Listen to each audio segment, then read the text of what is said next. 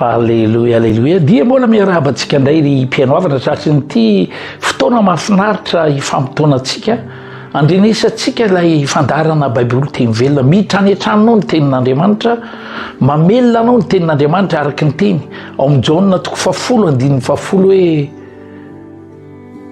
fa ny nahatongavan'ny zanak'olona dia hitondra fiainana be da be.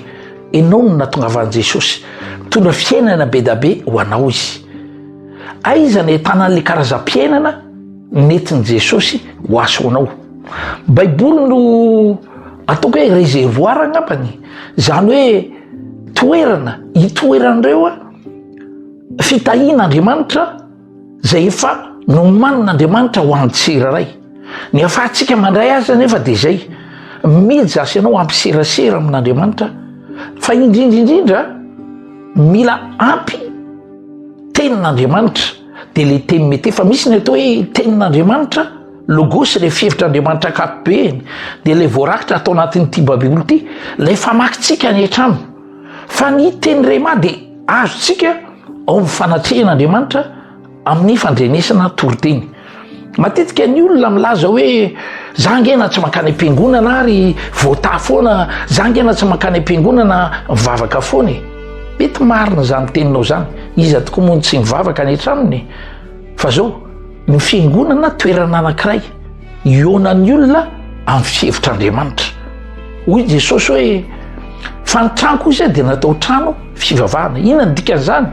Toerana ifanotonanao amin'Andriamanitra ary toerana ampitenenan'Andriamanitra amin'ny mpanompo zay natao ny fitahiana ho anao. Zany hoe le ray am-panahy zany. Misy olona apetraka Andriamanitra ho fitahiana ho anao.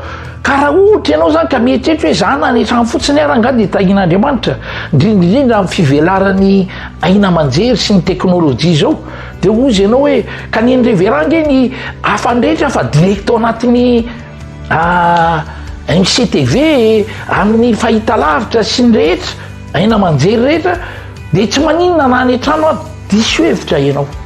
Hoy ny tenin'Andriamanitra any amin'ny Hébreu any hoe aza mahafoy ny fiaraha-vory tahaka ny fanaony sasatsasany.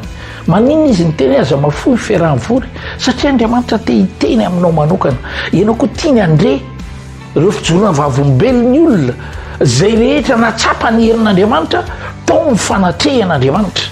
Nisy iray mpianakaviana iray mijoro vavolombelona, tonga tany Ambositra izy, dia niantso aho tamin'ny 9 sasany hariva teo. Azafady revera, azafady izy manelingelina anao. Zay fa atao namako atao izy dia manana olana be izy fa tratry ny voadrana ndritra ny ray volana izy. Dia efa natao daholo ny karazam-pitsaboana fa tsy nety ny tsara le izy. Za mino izy fa raha hivavaka ho azy ianao mino fa ho sitrana izy. Ndasy fa omeko anao izy. Dia niraisiko le olona. Za izy raha anina vadin'ny pastera ihany tratran'izay mivoadra azy dia natao daholo ny fitsaboana. Dia nampariziny ty namako ty aho izy dia tsy haiko ny tsy hanambara aminao hoe tena mila famonjena reveran, mila vavaka, tena mino aho. Dia io za raha mifanaikaniko ianao araky ny tenin'ny tompo. Hitantsika ao Maty 7:20, andininy 7:7.